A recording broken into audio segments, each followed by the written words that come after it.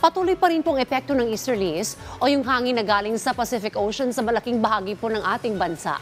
Habang inaasahan po simula bukas ng gabi ay ihip muli ang northeast monsoon o amihan dito po sa may extreme northern Luzon. At pagsapit naman po ng Miyerkules at Huwebes ay posibleng umabot sa may southern Luzon itong amihan. Maring ito na ang huling bugso ng northeast monsoon bago po magsimula ang tag-init na warm or dry season. Base po sa ating satellite image ay wala naman po tayong mga cloud clusters na posibleng maging bagyo sa mga susunod na araw na papasok po ng Philippine Area of Responsibility.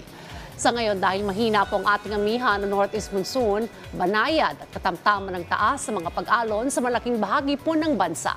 Wala po tayong nakataas na gale warning pero simula bukas ng gabi hanggang Miyerkules at ganun rin po sa Huwebes, posible po na magkaroon po tayo ng gale warning. Partikular pong magsisimula ito sa may extreme northern Luzon bukas. At pagsapit po ng Miyerkules, malaking bahagi na po ng northern Luzon, itong baybayin ng Ilocos Region, Cagayan Valley hanggang Thursday, posibleng umabot pa ito sa Aurora, Quezon at Camarines Provinces, pati na po sa Catanduanes. Maaari pong pagbawalan naman ang mga small sea vessels sa kalagitnaan po ng linggong ito. Kabilang na po dyan yung mga kababayan natin na nangingisda dahil sa pagbugso ng northeast monsoon. Atin muna po ang lagay ng panahon ngayong araw ng Lunes.